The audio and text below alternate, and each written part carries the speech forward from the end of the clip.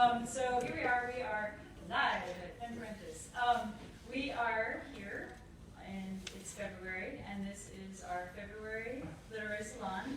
The theme is shorts. My name is Milda DeVoe. I write under M.M. DeVoe, and I started Pen Parentis a while ago, and here we are. Pen Parentis is a nonprofit that provides resources to writers to help them stay creative after they start a family. So all of the writers that we present at Pen Parentis have children, and you probably wouldn't know it from the fact that they have a gazillion awards. They've been to all the different residencies. They've published, umpteen number of books. They're writing in every single genre, and basically we're just here to prove that it can be done. We don't tell you how, but we tell you that it can. We can actually prove it. We've got some proof here. So yeah, I'm a little discombobulated tonight because we're missing one of our readers. So we are not able to contact him, and we don't know where he is. So yikes! But also we hope he's fine. But that'll be fun when he shows up late, and all that. But what we do have is two phenomenal readers who Christina will introduce. And Christina is my co-host, and Christina Chiu is the author of the forthcoming Beauty, which you can pre-order now. And she made those boots. So that's about all you need to know about Christina, other than she's the curator of this series. A couple of announcements that I have that are Pen Parentis-wide is that we do have a writing fellowship for new parents. Which internet writing fellowship for new parents, that's you guys.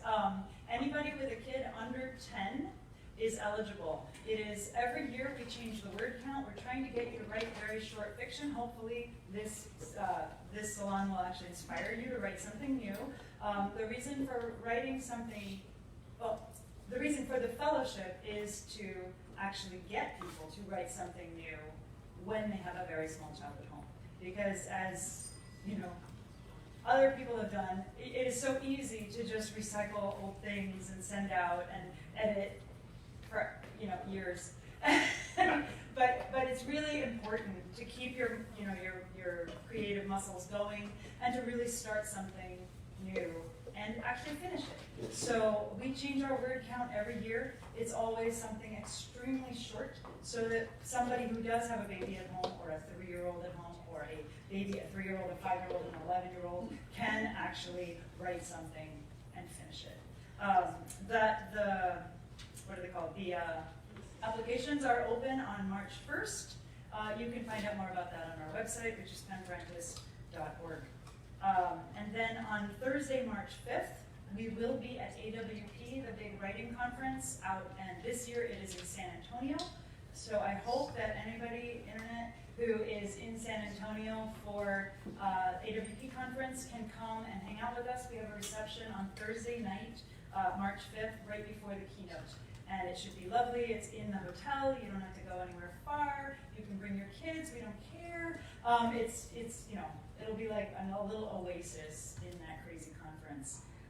Other than that, we were founded originally as a reading series in 2009, and in 2014, small board and I got our 501c3, and now we are a federally recognized nonprofit. So all of your little $10 donations you can write them off next year. And that's it for me. I would like to welcome Christina to the stage.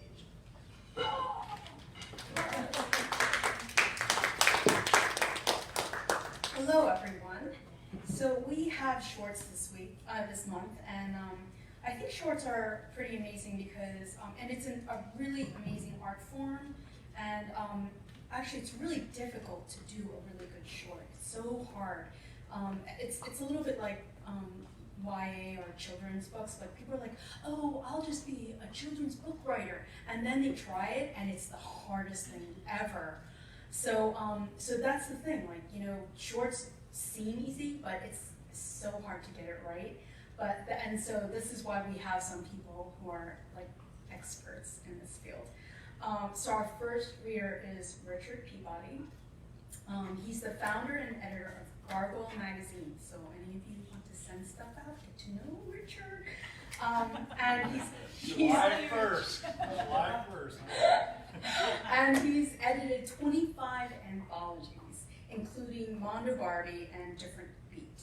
He taught at Johns Hopkins University for 15 years, and his most recent book is the Richard Peabody Reader, from Allen Squire Publishers, and his next book of poems, it's out, isn't it? Well, it's out, is Guinness on the Quay, and it's from Salmon Poetry, and it just came out, so everyone buy his book and enjoy his reading.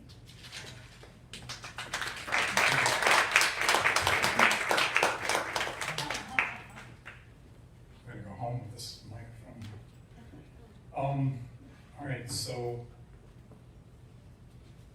when I first got this thing about shorts, I was like, am I wearing shorts? Interpretive. You could do that too. I could. That's too cold. So I have this new book out in Ireland, which is pretty cool, and been hanging out with a bunch of Irish poets, and it's like a cliche, the drunken Irish poets, and they're a blast. It's a lot of fun. So this is I was going to read only about kids and parents, so that's what you wanted, I thought. So. My past just walked into the Silver Diner. My wife and I take turns chopping up food for the baby. She has all sorts of choices, Cheerios, grapes, French fries. A woman walks by with an afro, torn stockings and punk swagger. I used to go out with women who looked just like her. So cool, so messed up. Do you think she tore the stockings on purpose as part of her look? My wife asks. Doesn't matter. It integrates well into the overall anger vibe she's got going on. I give the baby some milk from a sippy cup, all the while marveling that this is my life now, and wait to catch a glimpse of Retro Woman on her way back from the bathroom. No eye contact. She's got a great act. Aggression is defense mechanism. Transparent as hell, but she's young, and I don't even blip onto her radar. My past walks past me in the diner, and I cannot resist the temptation to turn my head to see if some mere image of my 20 years ago self is slouching moodily against the booth, waiting for her.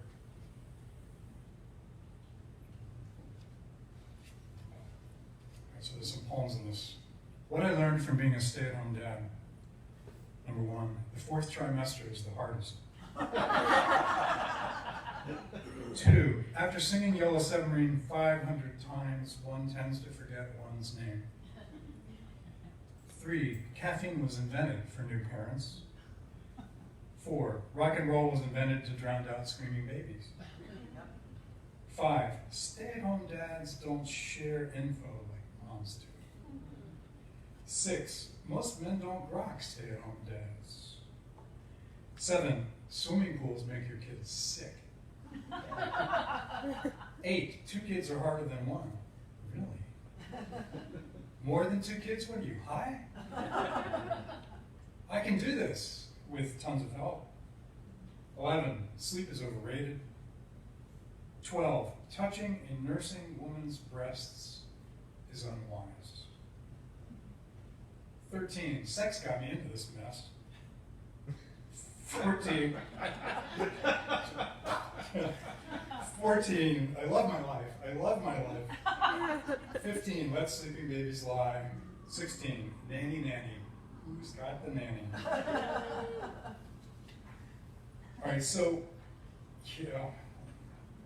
I was a late bloomer in a lot of ways. I was like, it was a sign of the apocalypse when I got married and had kids. I was already 49 with the first one and 51 with the second. And I thought to myself, I have more patience now. The lies you tell yourself. It's great. So I hate when people do this, and I've lost my place already, and I was just going to read 2 more things. This is a little snippet of something called Princess Daddy. I am Princess Daddy, complete with tiara, and I am en route to the Princess Planet with Twyla, my 3-year-old whirlwind of a daughter. She has constructed a spaceship out of wooden blocks to transport us. She's wearing her purple tutu. Wear your tutu, Daddy. Good question. One my wife wishes to remedy at the very next thrift sale. My Redskins t-shirt does clash a little with my silver tiara. I wonder just how the guys in section 114 will relate to me if I show up at FedEx dressed like this. I'll get in training No, no, no, Twyla says. I'm on the wrong side of the airlock, the wrong side of the wall of blocks. I scuttle across the rug. I sigh loudly. I had a tomboy in training for about 2 years, but no longer. Soccer and uppy ball, basketball, looked like locks. Now Twyla is a girly girl, more interested in her hair ties than playing outdoors. The first time I ever took Twyla into a bookstore, she waddled to a display and brought me back a book on glitter nails. Oh. She was 1. Oh. I knew I was doomed right then, but lived in denial. The past 3 years a complete and total blur. Twyla hasn't actually done my nails yet, though she occasionally does my hair. I forget once and met a postal worker at the door with pigtails and shiny plastic clips in their hair, and it occurs to me for the first time that if he has sons, he won't get this at all. Having daughters has changed me for sure. Still, I want Twyla to be happy, so I cut her a bit of slack. I also want her to let me answer my email in peace without commanding me to be her slave. Twyla assures me that once we land on the princess planet, we will find lots and lots of Barbies. So that's where they come from. Every time I walk the pink aisle at Toys R Us, I have indeed left the cosmos. Watch a covey of 3-year-old girls approach the aisle and learn what reverence is all about. Where my mermaid?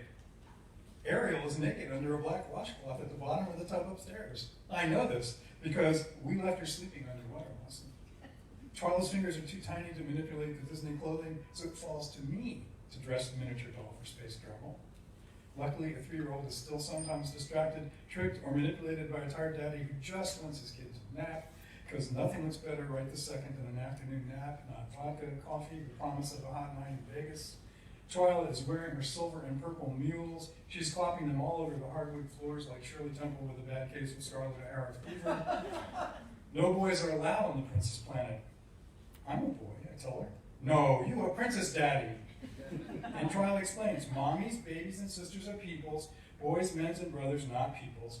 But daddies are boys, I explain. No, they not, Twyla laughs. Daddy's mans, not people. I'm so confused, my head is rotating, and then I get it. The trick to space travel for males is to be a princess daddy. A princess daddy is people.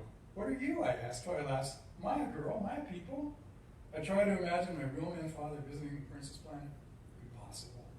I try to imagine one of my buddies visiting the princess planet with their daughters. Still doubtful, but more doable somehow. Would Laura Ingalls Wilder dad have made this trip?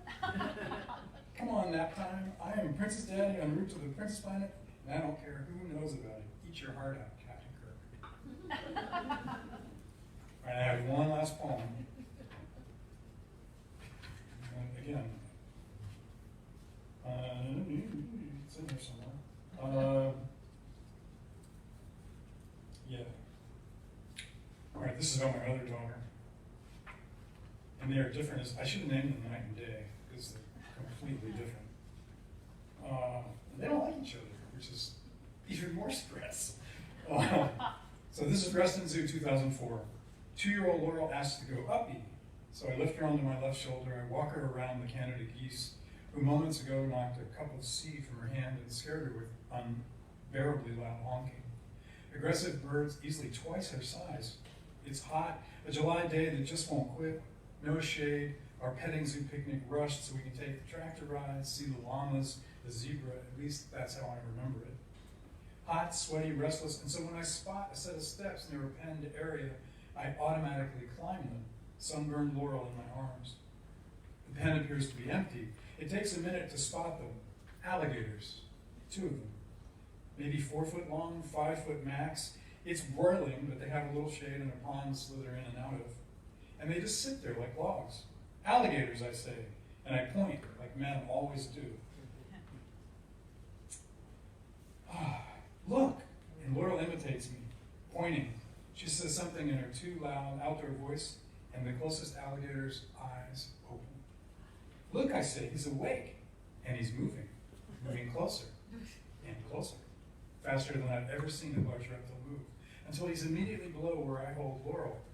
No bars, no roof, just a daddy holding his daughter in his arms within plain view of a predator. The alligator waits, unhinges its jaws. No, I must be imagining things. I back down the stairs. The walls of the grassy pen as high as my chest. I watch the alligator as I circle the pen. He follows. Laurel is laughing. I climb another set of stairs. Now the second alligator rushes over. This one startles me with a loud hiss. I finally understand. They think it's feeding time. They think I'm gonna drop my baby in the pen. I squeeze Laurel tight to my chest. She's scared of the hissing, aware of my fear now. She started fussing. She wants mommy. We hustle back down the stairs to my wife and my older daughter, but I am shaken. I have brushed up against something dank and dark and primeval, an alien mind where humans are meat. I want my mommy too. I want somebody to step in and protect me in a dangerous world where I'm not adequate enough to protect my daughter or myself.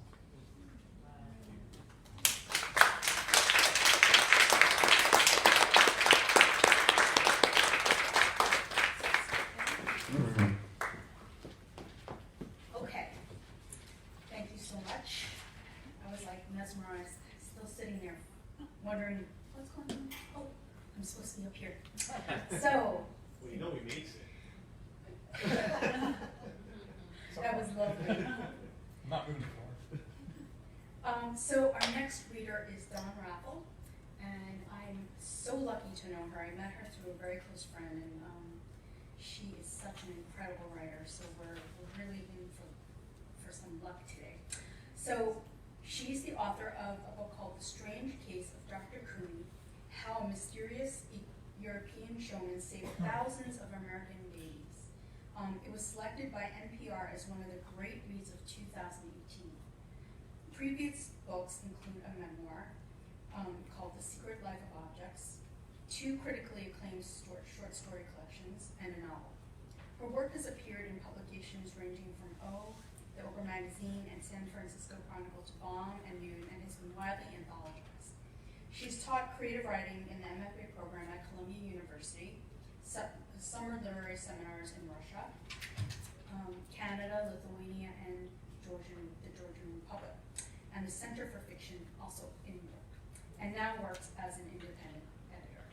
She's very busy editing all the time and writing. Anyway, everyone, Raffel.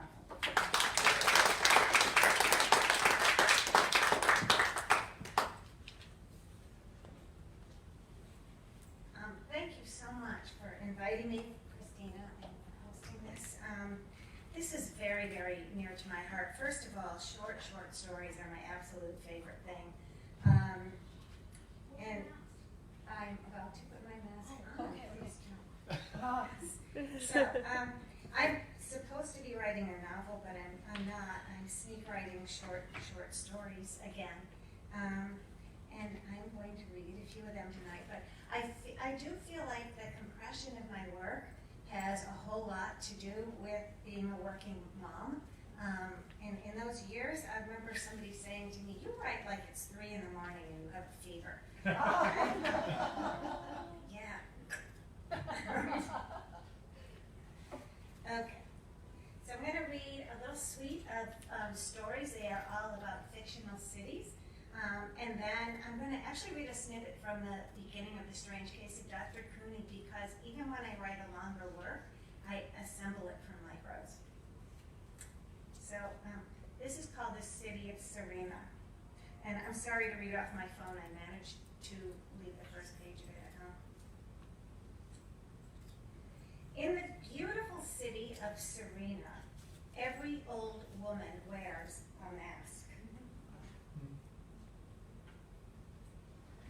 The body may yet appear light in slacks, in silks, in exquisitely calculated jackets.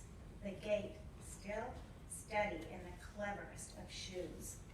The hair is calibrated to perfection, dyed, snipped, and yet the face cannot be made to please the eye by needle, by knife, emollient, unguent, pressure, laser, poison, paint.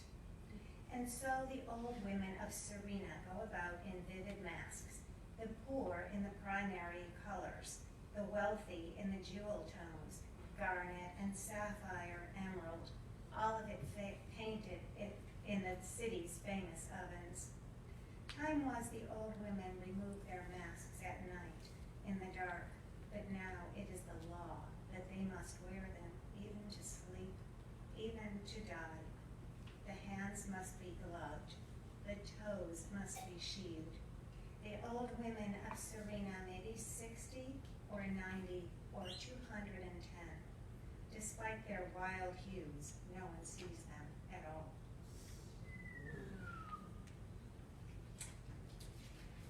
The city of infinite names. Everyone is lost here, even the mice. The old folks wander alone or in groups, searching for home, but the streets have new names, have turned in different directions.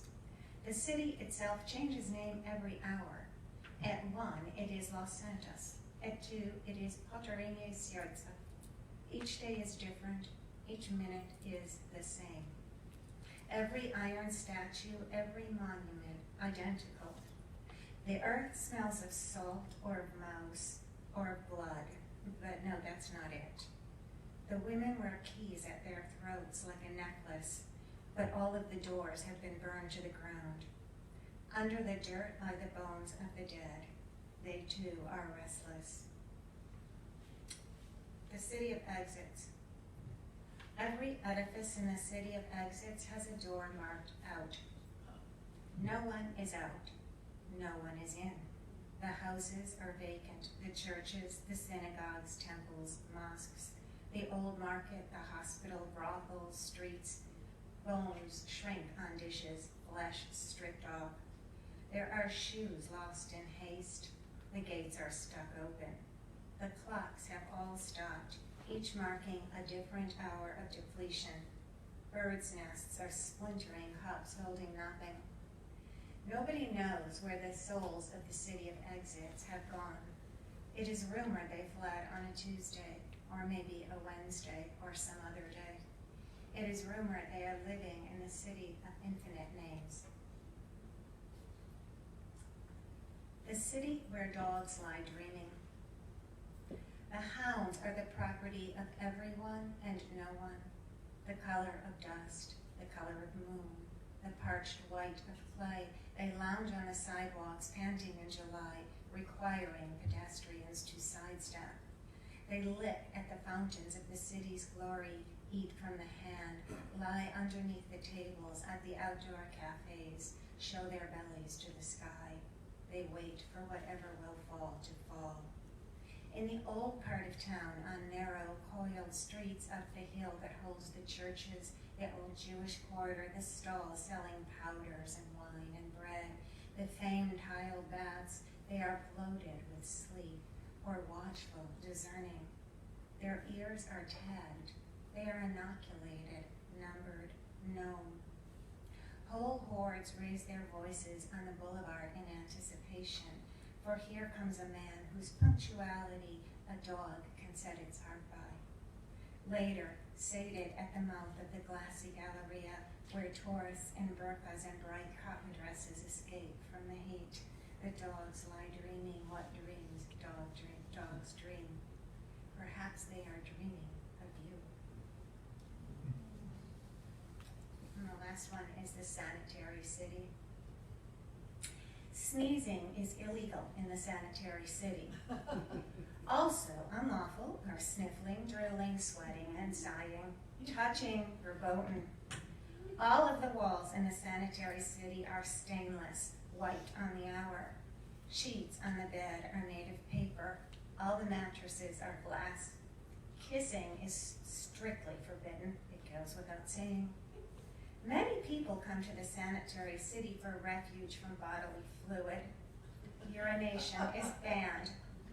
Every elimination is mechanical, scheduled, released through an artificial orifice, and swiftly removed under strict supervision. Menstruation has been ended. There is no fear in the sanitary city, no sorrow, no want, no unintended consequence. Nothing may swim from one life to another. Nothing may float from the breath to the ear. Words were the first to be stricken. And I will just read you because I use micros as the building blocks of everything I write. So even when I did a memoir or a novel, this is narrative nonfiction. It has 600 archival endnotes, which were just about the death of me. But I realized I actually don't think I know how to write unless I and make small pieces out of it. So this is true. And it's the prologue. The pains came too early. The cramping of the womb, the ragged breath, the life-demanding release. The woman, Marion Conlon, was carrying twins, and on an otherwise gentle Thursday in May, her labor had commenced. Too soon, not now, not yet, each contraction a blow. Only the year before, she and her husband Woolsey had celebrated their wedding. Summer of 1919, Atlantic City honeymoon, where in that golden pocket, the great war over, prohibition not begun, a newlywed couple might sip champagne and hear their beautiful fortunes told and stroll in their bloomers into the sea, laughing. Now they were in a hospital in Brooklyn. Marion's labor could not be stopped. One daughter entered the world, drew breath for 20 minutes, and lay still. The second was so tiny it was painful to look, her skin near translucent. The obstetrician had no words of comfort. He gestured toward the child who had died. Don't rush to bury that one, he said bluntly, because you will need to bury the other one, too. But she's alive, her father said. She's not going to live the day. Well, she's alive now, her father said. In Atlantic City, he had seen a sideshow on the boardwalk with premature infants in incubators being saved. Aren't there machines for little babies that will help them? Yes, but we don't have those here, the doctor said, and anyway, it wouldn't make a difference in this case because she is not going to live. Atlantic City was hours, lifetimes away, but something Woolsey Conlon had heard came back to him. That boardwalk doctor ran another sideshow closer to home. While the obstetrician continued to insist on the hopelessness of the situation, Woolsey Conlon picked up his 2-pound daughter, wrapped her in a towel, walked outside, and hailed a taxi. Coney Island, he told the driver. Can you step on it, please? So I think this is the story of how and why American neonatology began as a sideshow at Coney Island in Atlantic City and remained that way for 40 years. And the baby who went in the towel to Coney Island, who wasn't supposed to live a day, when I interviewed her, she was 95 years old. Wow. Wow.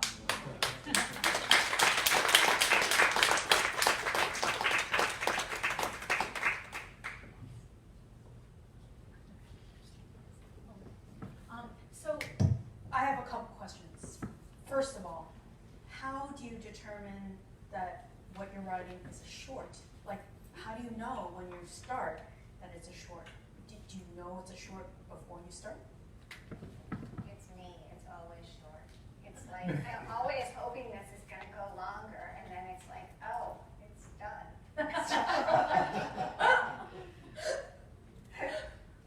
They have a life of their own. I mean, I never know what's coming out until it comes out. And you just sort of, oh, it's short little lines, it's a poem. Oh, it's long, and it's turning into something else. You know, so much of it is just, you can guide it so far, but as we all know, if you guide it in a workshop it too much, it's like sticking pins in a butterfly. So. Yeah. So I once had a manuscript that I was kind of like spinning my wheels, spinning, and then finally I realized, oh my gosh, like I need to edit. I don't need to write more, I need to edit. So I edit, and it ended up like a short story, a very short story that have you ever had that happen? From a whole book? No, from like a longer piece. Oh, no, yeah, sure. Yeah. Sometimes other people do it for you. Never, it's excruciating for me to get anything done. It's more like, oh my God, I have to write a book because I have a contract and I don't know how I'm gonna do that. So it's always, for me, it's having to fill it out and write more. I want to know how that happened to you. How did you end up with a contract and go, oh my God, now what have I done? I know, I really wasn't expecting that either. It was kind of like, oh, nobody's gonna buy this proposal. And then they do, and it's like, oh, I've gotta write the book. So how did you come across the story? The story of Dr. Cooney, I actually stumbled across it. I thought I was doing some research for a novel, and I stumbled across this crazy thing that it was a sideshow that you could pay quarter to see live infants in incubators. And stranger than that is the fact that it went on for 40 years because nobody was saving these babies in the hospital.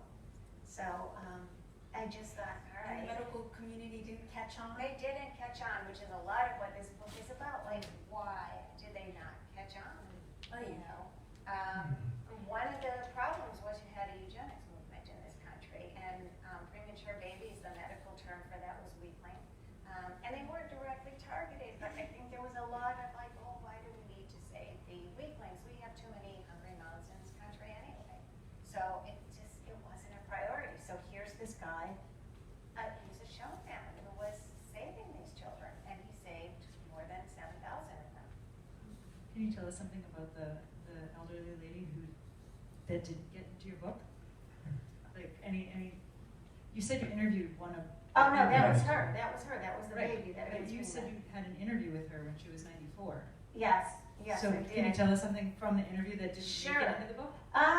Well, it's mostly in the book. I mean, it's just very interesting because at that point her short-term memory was gone, and she had a perfect memory of when she went back and met the showman when she was 20.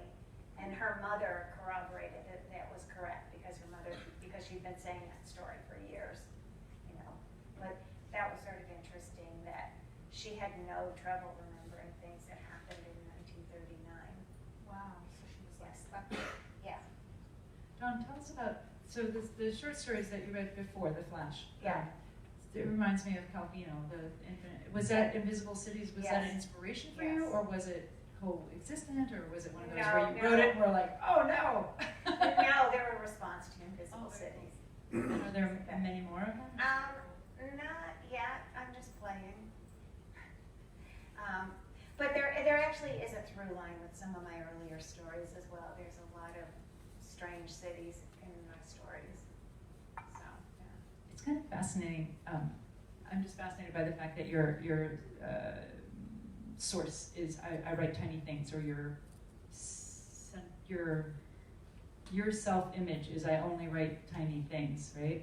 Yeah. And yet, I mean, what is a novel but a collection of scenes? I mean, what is a book but a collection of poetry? Or, you know, everything that we do is made up of atoms. You know, like everything's built on something. So it's kind of fabulous. I'm just very curious as to whether you have aspirations to collect these into larger molecules. Yeah, eventually. I mean, I have 2 collections of stories, and I think about books that way. I really felt like, you know, the writer Lee Smith had this great line about being a parent who writes, where she said, you know, you do not have total silence for miles around in 1,000 sheets of dove white paper. And I felt like there was a time where I felt like if I could write 2 pages this week, if I could actually get 2 pages down on paper, that would be great. And like in 5 years, I would actually have a small book. I've kind of really looked at it that way. I've done these in small increments. Did you write tiny before you had children? Yes. I probably got even more compressed. What about you, Richard? How do you?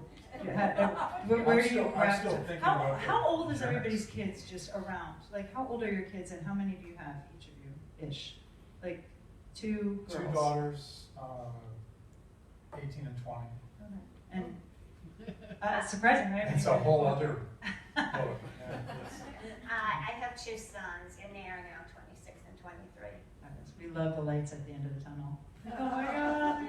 There's no such thing. We call you. Yeah, it goes on Because forever. it just changes. It does. We It just- call you established Just train till we parents, go in. like as opposed to emerging parents. You're Now, the here's established another parents. thing they leave, and then We're gonna come back now. Yeah. Ricochet.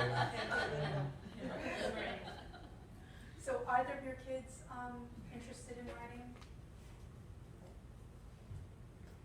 my children would probably rather have needles stuck under their fingernails than have to write something. So So they don't see you in, okay. How about you, Richard? The young one doesn't really read at all. It's like she has two parents who are both writers and just went and walked away from that. But she loves animals. It's very cool. She's got her own thing. And the older one, she's, you know, she's a real question mark. She's the one who always crawled. Her first word was no. My wife still lies about that. That was her first word. No. And I just like, wow, okay. Which is probably why we named her Twilight. She might end up writing screenplays. I think that's her thing. Her thing is all movement and image.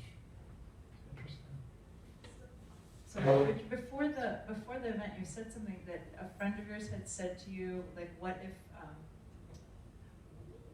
now you have children old enough to read the stories that they shouldn't? Could you? My sister-in-law, I wrote a novella, which is, so what's on is my work. It's a little sexy and edgy, and so I wrote this whole novella, and it was told from 3 different perspectives, but my sister-in-law read it and called up on speakerphone of my wife and myself and said, so how does it feel to be the kind of writer who writes books that his daughter will never be allowed to read? Just, wow, okay. That's not the only thing I write, but okay, whatever. I said they'll read it someday. They will, because they'll just be curious and go, it's weird. So.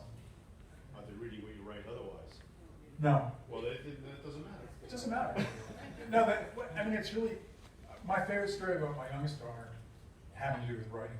So she's in the first day of class, and it must have been like 2 years ago, or 3. I think she was in the last year of middle school. And she came home, and it's odd for my wife and I to be home at the same time in the afternoon. I mean, I was a stay-at-home dad. And the kid just throws her backpack across the room. It literally hits the wall. We're like, what is going on? And she goes, I have to write a report. I have to interview a poet. And you know, and my wife is like this. And she goes, what? And I'm actually, this book has just come out. I'm sitting on the table to make it more like a movie, you know? And so she opens it, I said, here, she opens it up to the poem about the alligators. And goes, takes it into the bedroom, closes the door, comes back out and goes, okay. There you go. But I mean, there used to be a commercial, and I forget what, you know, I remember commercials, but not what they're for. So there was one like where they had like the hard rock, you know, band Striper up on stage or something, and the lead guy has got his guitar and he's there, and there's families around him, and they're all, you know, like that, and his oldest daughter is going on stage, and it says, no matter who you are, your kids don't, you know, that's it. They don't care. That's hilarious. Just getting back to Schwartz for just one moment. With the tech world, you know, and iPhones and whatever, do you see fiction getting shorter and shorter? Like, is this the wave, like, that we're, you know, kind of coasting on? Each taught it for quite some time. Did you see that happen? Did you encourage that happen? I had a kid whose whole thesis was 10 pages. He tried to pull that off. And I was like, no. I was like, it's not happening. A little bit, I mean, a little bit it's an excuse for like, I just wrote this in the cafeteria before I came here and it's, you know, a short. But I don't know, I think the long form is to stay. Developments are coming back. Yeah, it's kind of interesting. But I will say, from the publication side of things, being the publisher side of things, it's partly, you know, it was happening, and then publishers kind of jumped on it as a trend, as a cool thing that was different. But I think about it, and then I think, you know, I could publish everybody in this room, a flash fiction by everybody in this room, or I could publish your novella. you might have 5 friends who buy it, or I could publish all these stories and they all might have 5 friends who might buy it. So it's also economically driven. And I think there's some truth in that. That you can like publish a whole bunch of people. But the people who really are good at it, like Dawn, really write just amazing short fiction that knocks you out of the way, just boom. I mean, there's so many now. There's so many, and most of them are women. It's true. It's cool. Yay! I think it's great. I think it's great. And just, and I like to mix it up in my magazine. You say you have a long and a short.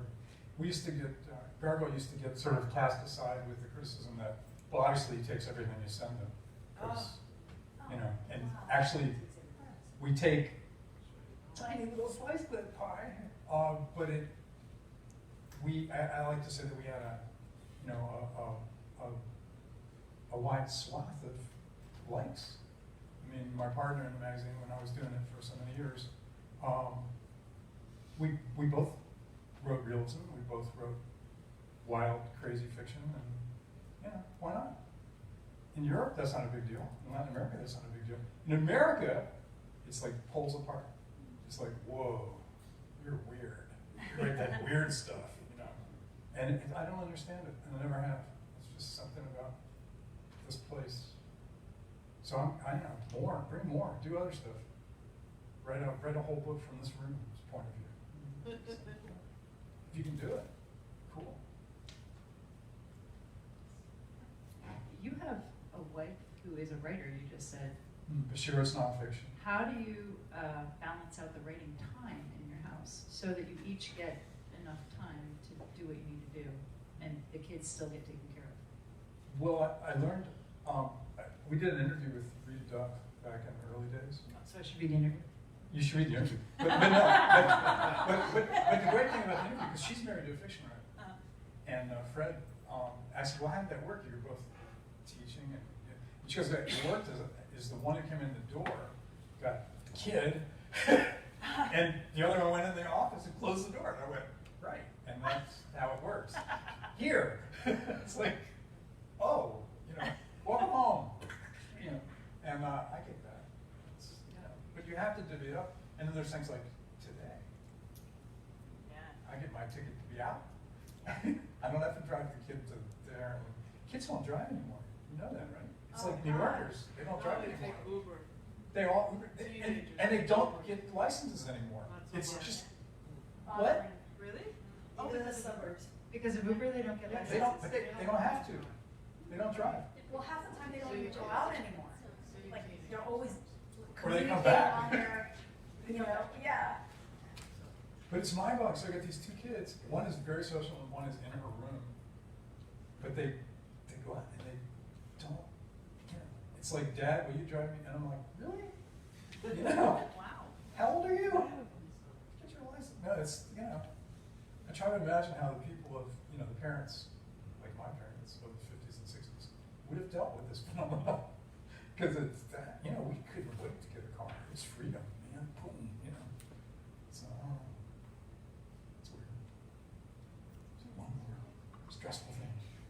Your book, the Richard Peabody Reader book, that book, is that, does that have a classification? Memoir, poetry? What do you call it? Well, I have nothing to do with this book. Really? That's Nothing. the most remarkable thing about this is that they did there's photos in this book. And they did the nice edges, the decal edges, and the French flaps, and this was a small press, indie press that's starting up in Washington. And they said, we want to do this tribute to you, and I was like, yeah, sure, whatever. And they got my partner who died from fracking a couple years ago. She died from they fracked her water in West Virginia. Everybody in West Virginia is fracked. It's like that movie that came out recently with the Hulk's movie, Mark Ruffalo's movie. And of course it's back. I just read that. One of Trump's things is to allow that stuff back in the water, permanent metals that never go. Anyway, so I'm babbling now because I'm nervous. So she selected the work. Lucinda Ebersol, who's a great writer, and she took the book to them and they went, okay. And there's a timeline in the back of my life. Really weird. Does it say to be continued? Just kind of stopped. But that's the thing. So when this came out, my future. When this came out, everyone went, but you're not dead. And it feels a little like being at my own wake. It really does, because people go, wow, look at this. And then some people go, and that's everything you've ever written. And I'm like, no, not even close. But they're, oh, whoa, it's huge. It is huge. It's just overwhelming, and I don't, okay. Did they have to get permission from your publishers to do this?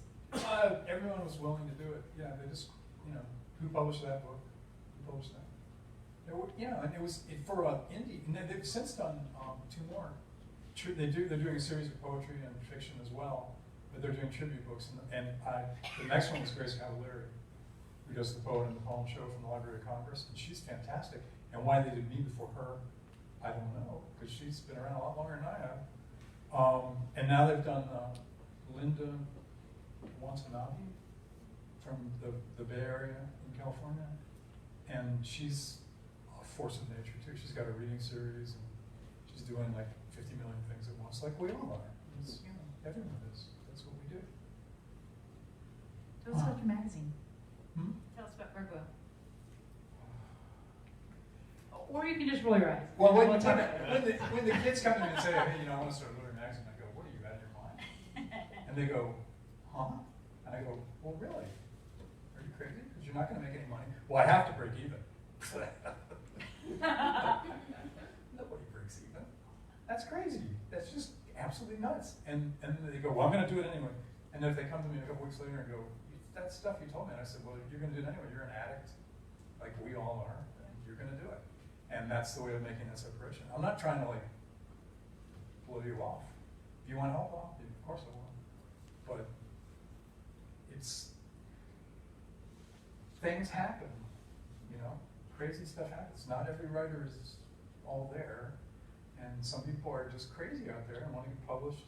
I'm going to be, Stephen King by tomorrow. That happens in classes too, where they just, I had a male student once come in, and it was one of those weird classes where all the women sat on one side of the table and all the men sat on the other, and I went, oh, good, more coffee. And I sat there, and this guy says, well, I don't care what any of these people, introduce yourself. He says, I don't care what anyone in this room has to say about my work. And I went, oh, you just drew a target right on your face. And he said, I only care about what you think. And I went, And right now you don't. And then I had a woman come in once and start crying. People were criticizing her story. It's a great story. It just needed a couple of tweaks. And she didn't want to hear it. She said, I went to Iowa. I've been there. I've workshopped this story for 5 years, and no one's ever happy with it. When is it going to be done? And I said, just send it out. Let it go. Send it out. There's no perfection. Miles Davis will teach you that. There's no such thing as perfect. Yeah, I don't know. Milda and I know each other from Columbia, and I think you were in Michael Cunningham's class, and there was a class. Cool. There was a story called White Angel, and it appeared in the New Yorker, and he literally brought it in, and with all of his edits, and he said, I just want you to know that it never ends. Like, you can keep editing forever. And we just sat there like, wow, because he had really gone through the whole thing. It was like black pen. So that was pretty amazing. And there's all those people who revise their work later, but Yeats did that, his poetry. John Fowles, 2 of his novels were changed and rewritten and republished. So the Yeats that we know is a more recent version than the originals? What? The Yeats that we know, the type. For some of the early ones, he rewrote them. But you're like, I think that's unfair, because I think it builds a barrier for young writers not to realize, how is he that good at 18, And it's like, well, he wasn't. you went back, it seems like cheating to me. But I get it, like you said, you can't leave it alone. And when I'm writing fiction, if it's, you know, where I have characters, I know it's over when they stop talking. W.H. Auden revised all of his poems after they were published and republished them, and the poem that he's most famous for, September 1939, and we must love one another or die, so I was looking for it, and I had this big volume, and it's nowhere in there, and it's because he actually himself disowned that poem, and Wow. refused to put it in What was his the name of that collected poem? works. We didn't hear. September 1939. No, the poem. Auden. Oh, Auden.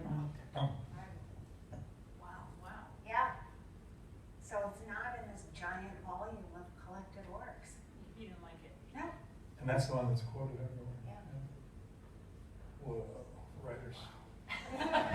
There's a magazine called Barrel House. It's a couple of my students put together, and it's a crazy, you know, edgy magazine.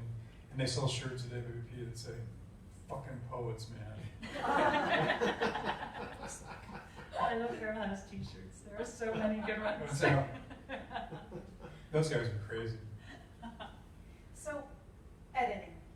How much of the writing is the editing? Oh, there's Let's so start much with, editing. yeah. Yeah, constant editing. So, I actually know that a friend who had Dawn edit her work. It was like a 500-page thing, and it had to be edited down to 250 or 200 or It's something. 800 pages. Oh, yes, Oh. And cut in half with a tiny blade because we couldn't really get rid of any big chunks of it. It was all interlinear. Yeah. And she did it. Wow. That's surgery. I like that. But I love editing. That's your I could thing. do that all day. Yeah. Do you do that to your own work? Yes, I do edit and revise and rewrite. So this book was, it was 4 complete drafts, but within a draft, I could have revised the same sentence 15 times and then thrown it out at the end of the day. I am like that. How much of your everyday life is sitting at a computer writing your stuff? Or editing your stuff? Well, I edit other people's stuff too. Like Yeah. Tom Yeah, does. that's why I said, And then in yours. the magazine, we do that. but of your too. own day, how much of your own writing do you get to do on a regular basis? Or is it something that's like, or is it like when everything else is done, then I finally get some space? Nothing's or ever do you? done. It's everything's sporadic if you have kids. You know. Yes. Then, or I gotta go to the vet because the dog just did something. You're like, what? You know, but I was right. It's not the kids, it's the dog. Yes, it is the dog. Or the house This is falls what apart. happens. You have an empty nest, but you have a dog, and now the dog is the dog.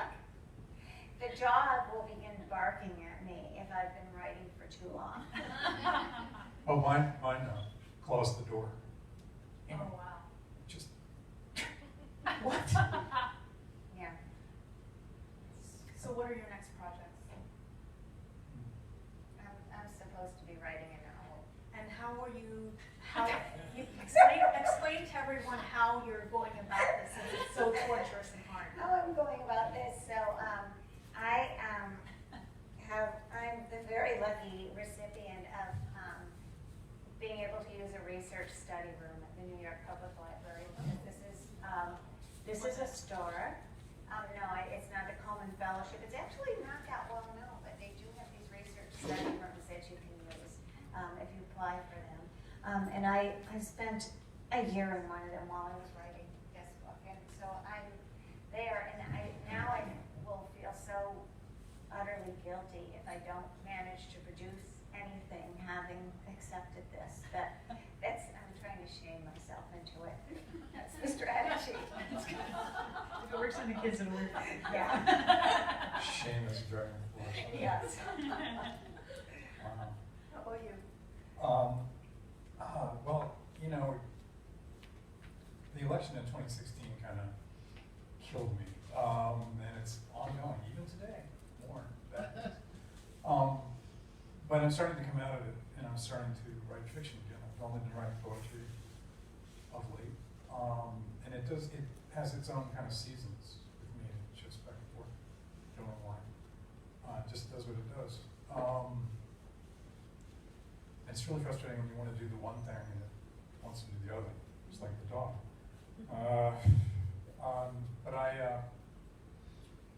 I was writing something about ancient Greece, which apparently everybody is writing about ancient Greece right now. What about what? Sorry. Now I'm writing about ancient Greece, and I am, without jinxing it, maybe I am. Robert Graves wrote a book called Homer's Daughter. Samuel Butler believed that a woman wrote the Odyssey. So who was that woman? And that's, I'm writing from her point of view. And absolutely no one cares about that idea at all, except me. Wow. And now the other 10 people who are writing, Circe, the Pat Barker's book about the women. And I thought, I'm never going to get published, partly because I'm writing a guy writing from a woman's perspective, and partly because I'm writing about ancient Greece. It's like, what am I doing? But that's what's driving me. But then I wrote a poem about assassinating Donald Trump, so. I'm sure you're not the only one. I don't know.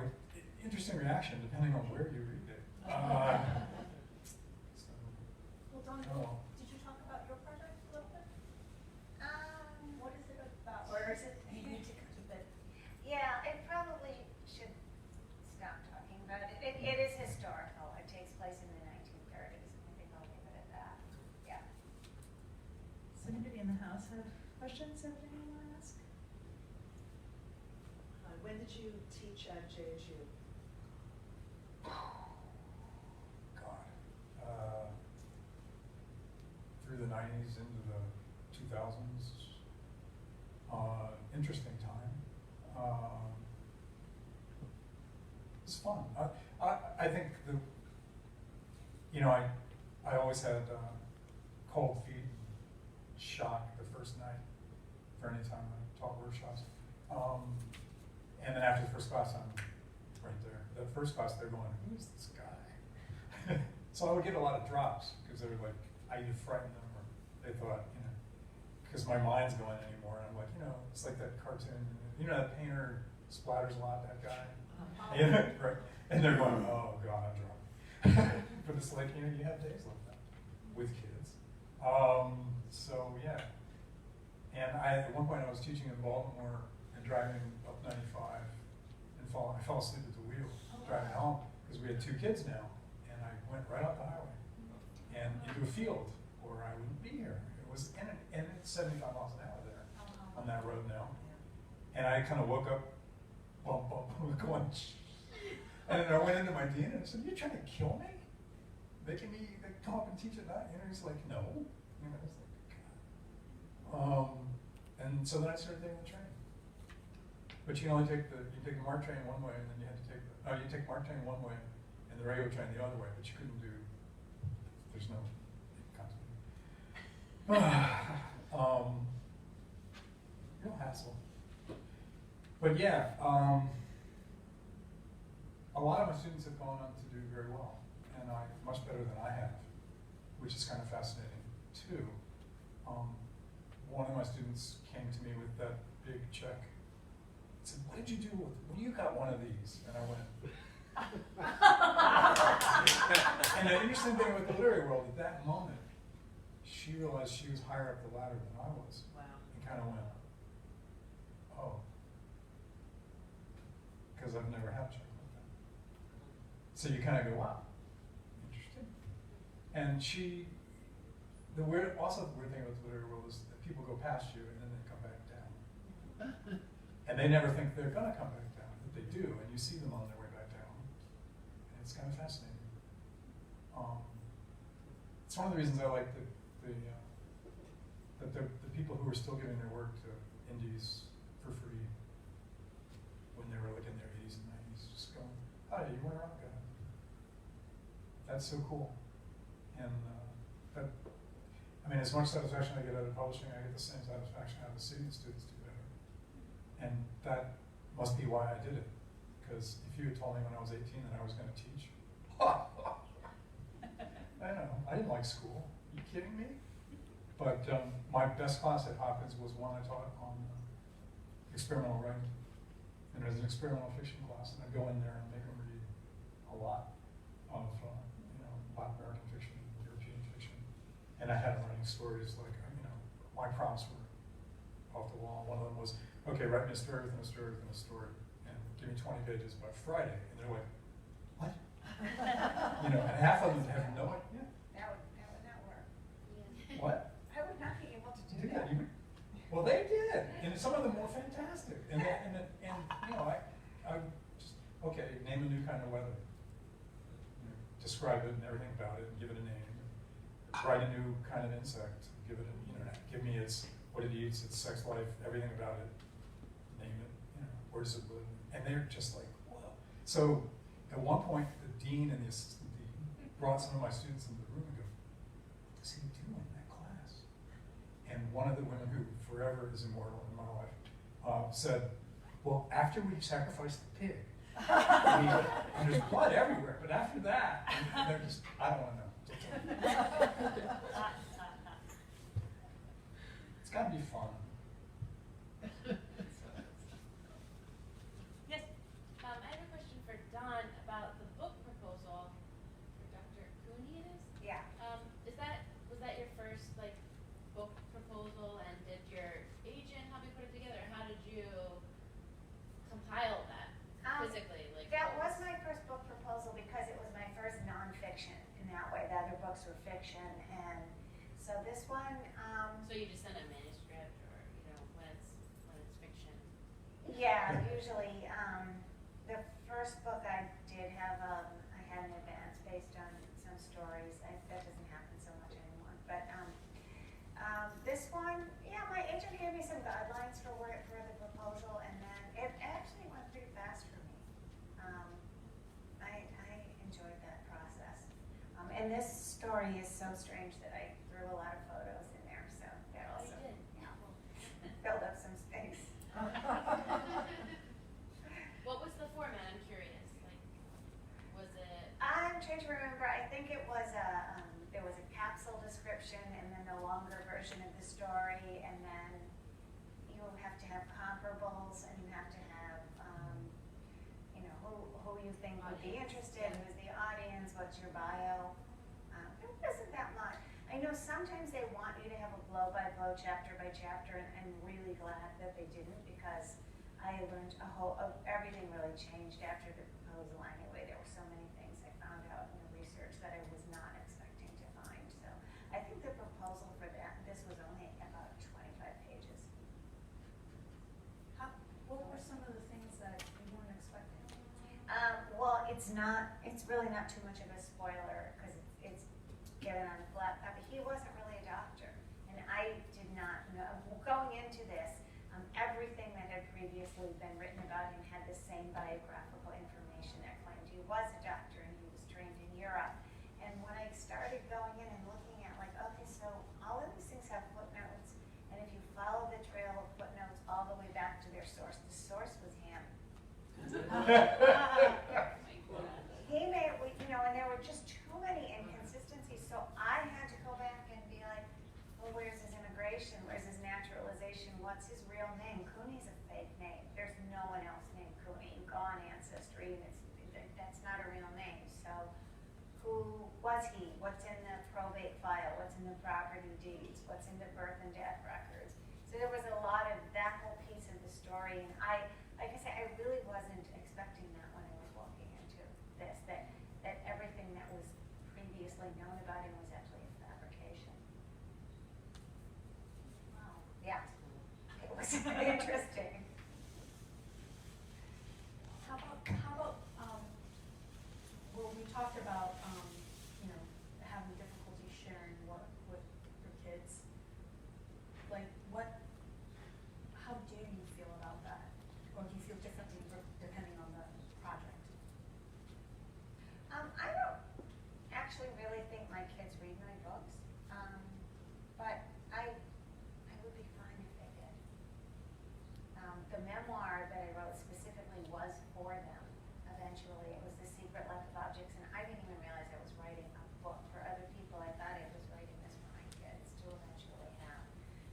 wasn't until I got done with it, and it was a very quick project. And I said to my agent, "Is this a book?" Which is not really. Excuse me, you shouldn't do that. Don't do that.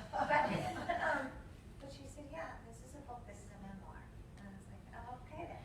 When you say quick project, what do you mean by that? I really shouldn't say it. So every other thing I had written, I had to die 1,000 deaths over.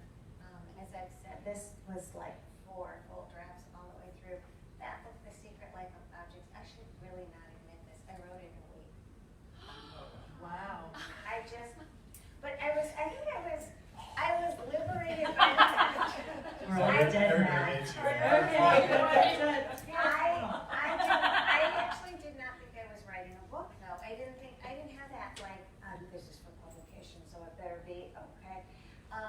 My kids were home during this, they were younger, and I was just, and they were like, "Mom, what are you doing?" And I mean, everything was going on around me, and I probably will never have that experience again. I was just in this happy little bubble, and I looked up and I thought, oh, maybe this is a book.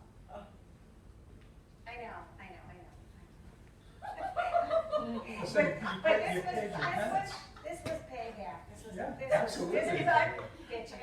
Yeah. Because there's a little research involved in that. Yeah. That's kept you busy. I know. I was so dumb I didn't even realize that you needed endnotes in this type of book.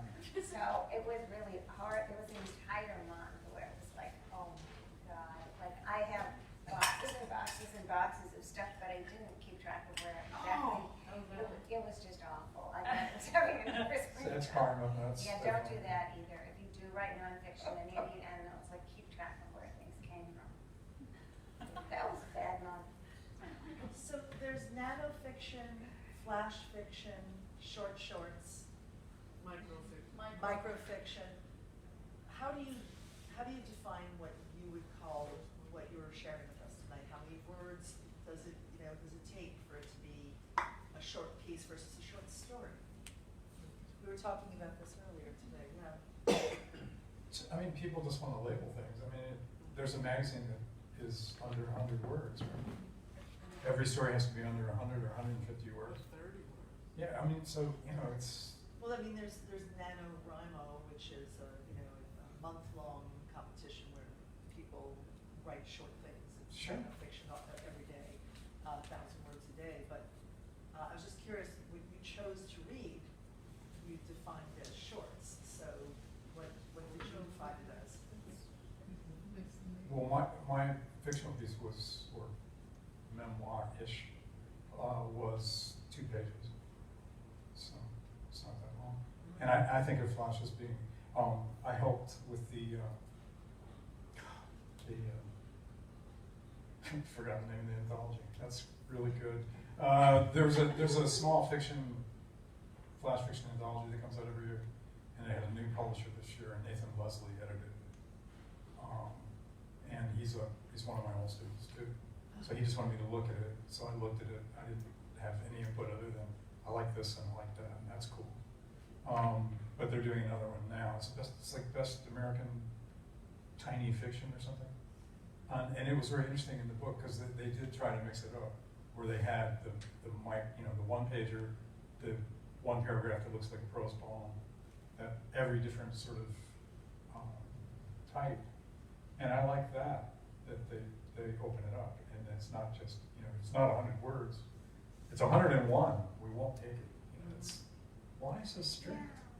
Because there's no other, boundaries are just something to get people writing. Because if you give somebody a blank page, they freeze up.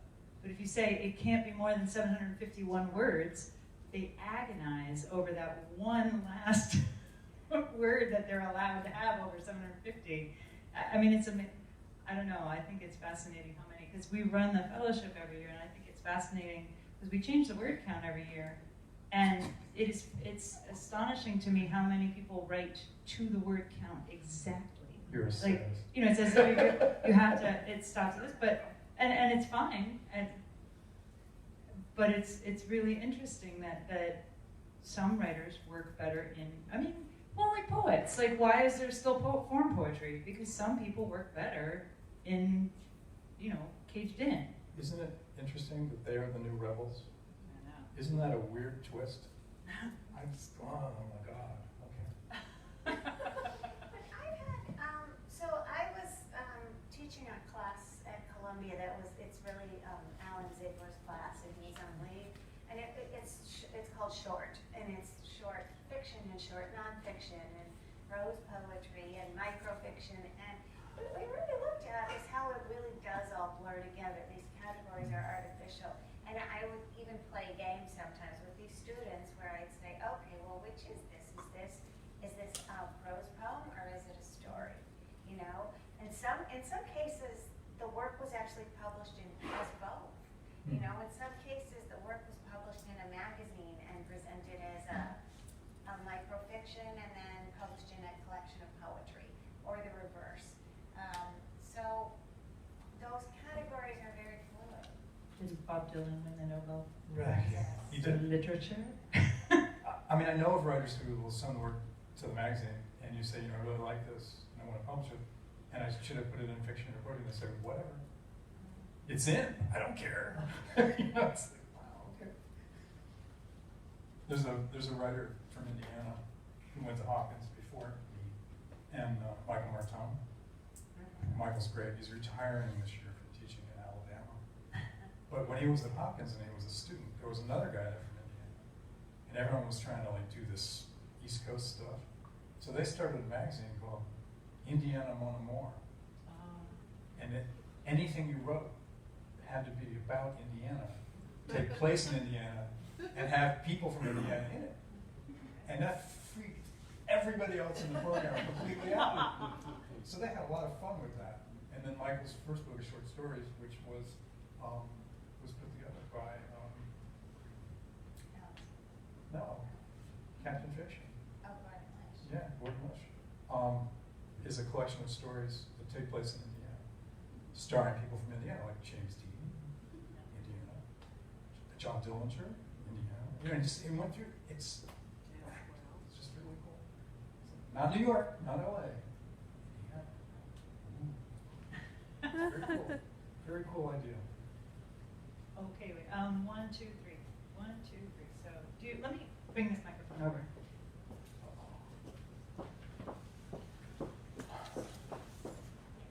Hi, so I have babies at home, and I feel like I'm often faced with to write or to sleep.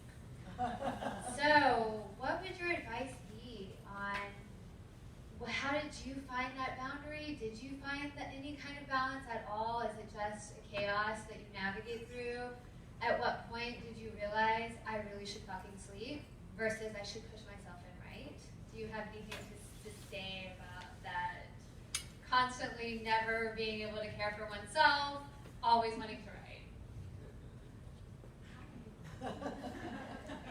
Oh, I had a lot more energy than I do now, so I gave up sleep. Yeah. For years.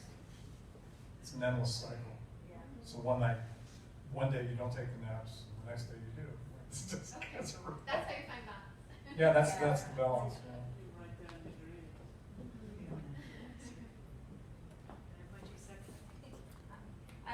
I can't wait to read the Dr. Cooney book, actually. I had twins that were premature and £2.5 each when they were born, and we had the amazing NHS service in Britain, and I don't know what we would have done without that, 95 years ago, so that's exciting for me. I just wondered, with shorts like you write, do you go in with an outline, or do you kind of just write your way into it and see what happens? Do you know the plot when you sit down? Shorts? No, I never know what the plot is. For something longer, like for this book, I had a lot of outlines and a lot of thrown out outlines too. But no, what I love about shorts is the spontaneity of them. That's for me. That's what makes it fun. Do you know what that is? No. Yeah. No. There's a guy in New York who writes on 3x5 cards. So he gets an idea and he does a scene or some dialogue, and then he puts them all in a box. And then when he's got a full box, he shuffles them around. That's how he writes. Weird, huh? Everyone does it a different way. There's no one way. So some people like to plot, and sometimes you'll get an idea that comes to you as a plot. But I think one of the things that you learn in writing classes is there are too many people who are absolutely chained to that plot, and they can't handle it when the character goes, "I'm not dead." What? I killed you in chapter 4. You know, it's like, no, it's they do that. I wondered about how you feel about publishing your work online versus in print, since it seems these days that if you publish in a journal in print, hardly anyone reads it. You know, used to be print was the prestige. And my other question is, what do you think of the new trend that you have to pay to submit your work now? It's becoming the dominant trend to pay, like on Submittable especially. And it keeps going up. It started out $1 or $2. I've noticed it's now $3 to $5. Don't send it to them. I know, but it's becoming the normal. Yeah. And I mean, my sort of rule was, if they'll give you something for it, then I can pay the fee. Like if it's a contest and you get the issue the winning, issue, or if you get a subscription. Some people do it that way. But many give you nothing. They charge you and then they don't pay the writer anything. So I don't submit to those. But it's becoming the norm. But not a gargoyle. No, I read anything you send me, you know. And it has finally reached the point where I have readers who handle anybody I've never heard of. And they read it, and if it's good, they bring it to me and go, "You'll like this." Because we're particularly, I don't know, bent magazine. And again, you know, we publish realism right beside experimental writing. And, you know, language school poem right beside, you know, straight sonnet. I don't know, it's weird. We just like what we like. You know? But you're unusual. I'm just saying it's becoming the new normal. But so many magazines aren't done by 1 or 2 people anymore. They're done, I mean, for example, a friend of mine in Princeton is a writer, and 20 years ago he said to me, "I can't get in anywhere anymore. I don't know what's going on." And I said, "Well, where are you sending?" And he told me the names of all these university magazines. And I said, "Well, not all, but most university magazines are edited by students." Now, in some cases, there'll be a big name, and they will like bring in some of their buddies, or they'll interview someone, and that'll be in the magazine. But the students are making the selections on the work. And I said, "What are you writing that would attract 20-year-old?" And he went, "Oh, God," like he just ran into a wall. And I went, "But that's true." It is true. I mean, what am I writing that my 20-year-old can care to read? It's not, she's reading all the, oh God, now I forgot what it is. I'm so old. The slash fiction, where Kirk's sleeping with Spock. Fan fiction. Fan fiction. But the one paper type of slash where everyone's having sex with everybody else. And she's reading that, and I'm like, oh, okay. At least she's reading. Yeah. So, it's, whatever. Wait just a second. I'm gonna turn off the live cast. Bye, live cast. Thank you for coming. We love you. Bye. So we can talk intimate.